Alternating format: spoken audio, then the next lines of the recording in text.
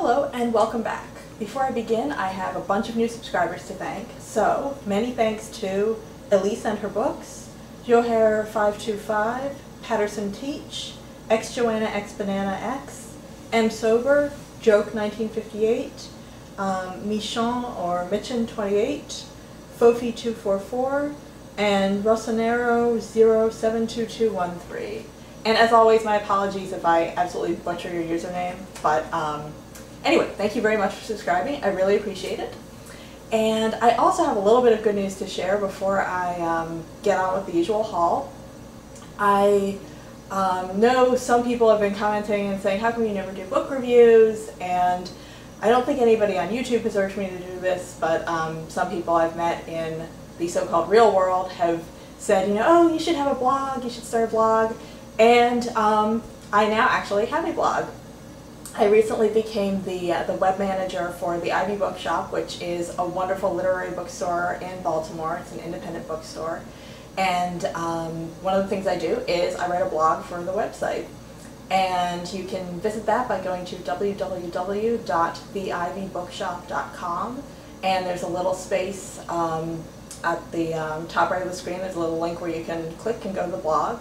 And eventually it's going to be more of a store blog, so we'll have other staff members blogging as well. But right now, I'm the only one. So please check it out. I'd love it if you did. And now, on with the haul. As always, this is a haul from the Book Thing of Baltimore, a wonderful nonprofit that gives out free books every weekend and also accepts donations of any unwanted books. And first up, I have had a really good run recently with getting these sort of vintage paperback Vladimir Nabokovs. And this one is Spring in Fialta. It's a collection of short stories. And I love the covers on these paperbacks. And I have no idea who it is who's getting rid of these amazing Nabokov books. But thank you very much, whoever you are. Your loss is my gain.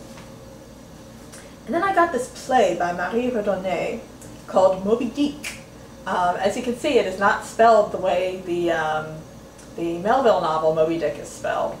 And I have no idea what this is. It's published by Les Éditions de Minuit, which is an eminent French publisher. And if you flip through it, you can see that it's a play. But I have no idea if it's based at all on the Melville novel or she just thought that would be a funny name to give it. But I love Herman Melville, so I figured I would just give it a look. And then I got Michael Crichton's Pirate Latitudes.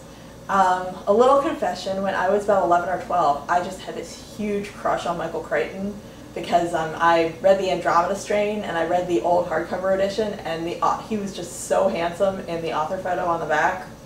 And so yeah, I had this huge thing for Michael Crichton. I read all his books, and I still enjoy his writing a lot. I think of the popular writers out there, he's really one of the better ones, or was. Unfortunately, he died. But this was his last completed novel. They found the complete manuscript, and so I am looking forward to giving it a read. And then I got Octavia E. Butler's Parable of the Sower. This is a famous science fiction novel. And then in 2 volumes, I got De l'Allemagne by Madame de Staël. Madame de Staël was a famous 18th century belle lettrist and novelist and just general woman of letters. And she was also famous for holding these great salons where she had a big influence on French Romanticism. And another handy little fun fact is Benjamin Constant wrote one of my all-time favorite novels, Adolphe, and apparently that was based on his affair with Madame de Staël. And so De l'Allemagne, this is her book about Germany, and she had first-hand experience of being in Germany because apparently she was exiled several times for saying bad things about Napoleon, and when she was exiled, one of the places she went was Germany. And then I got, what is this, Travel Notes, a novel by Stanley Crawford.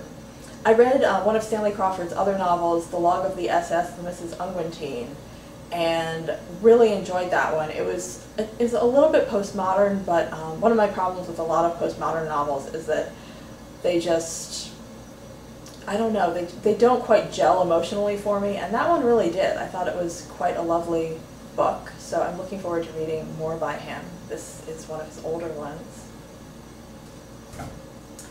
And then I keep talking about Samuel R. Delany and how I read Dahlgren and was super disappointed, etc., etc., and yet somehow I keep acquiring these books by him. I don't know why I do this to myself, but this is Never Yana. But I think this is one of, I mean, this cover is kind of crazy, but I think this is one of his better known fantasy novels, so give it a try. And it's also published by Bantam Contemporaries, and they did a lot of Lucius Shepard's work, and they did Louis Shiner's Deserted Cities of the Heart, which you're probably sick of hearing me talk about by now, but I really like that one too, so I figured, you know, good imprint, well-known book, might as well give it a try. Then I got Poe Bronson's The Nudist on the Late Shift and Other True Tales of Silicon Valley. I think in my last video I talked about my interest in reading books about you know, business culture and management culture, and I also find Silicon Valley culture really interesting, especially like the sort of startup 90s, the go-go 90s phase. And Poe Bronson is now famous for doing some kind of sappy nonfiction type books like What Should I Do with My Life? But before he did that, he wrote a couple of really sharp little novels called Bombardiers and The First $20 Million is Always the Hardest, the latter of which was also made into a not bad film as well. But I read those two and really liked them, and I think this was his very first book, so I'm looking forward to reading it. And then I got this novel by Starhawk called Walking to Mercury. This is kind of a new agey science fiction novel, or science fiction fantasy.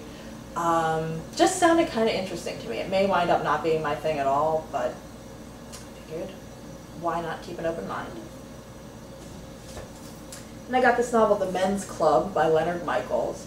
I just love Leonard Michaels. I've read only his short stories so far, but he just has this sort of wacky, bitter sense of humor that I absolutely love. And next is Espresso Bongo, a Wolf Mankiewicz reader. Espresso Bongo is a pretty well-known film about what they call London's Tin Pan Alley. It's sort of a rock and roll movie, which I know I saw it, and it's supposed to be very good. I don't really have any major memories of it, which I guess I should be ashamed of. But anyway, Wolf Mankiewicz wrote the original story on which that film was based. And he also wrote a lovely little novel called A Kid for Two Farthings, about a young boy growing up in the sort of gritty garment district in East London, and his desire to find a unicorn, and he finds this poor sort of shabby little goat that he becomes convinced is a unicorn and will help bring his father back safely from Africa. It's a really nice book, and the film is really good as well, although they took a little bit of a different approach to it. But anyway, so this is a reader. This has not only A Kid for Two Farthings and Espresso Bongo, but a bunch of other stuff by Mankiewicz. And last but not least, I'm sure you're all getting really sick of hearing about my love for Faye Weldon, but until I've acquired all her books, you're going to keep having to hear about my love for Faye Weldon because she keeps showing up the book thing. So this novel is Down Among the Women, and I'm really looking forward to reading it because so far I've really enjoyed everything she does, and I highly, highly recommend that you read her books as soon as possible because the earlier you read them, the more stupid things they will prevent you from doing, I promise. And if you've made it this far, thanks for watching, and I hope you'll join me for my next video.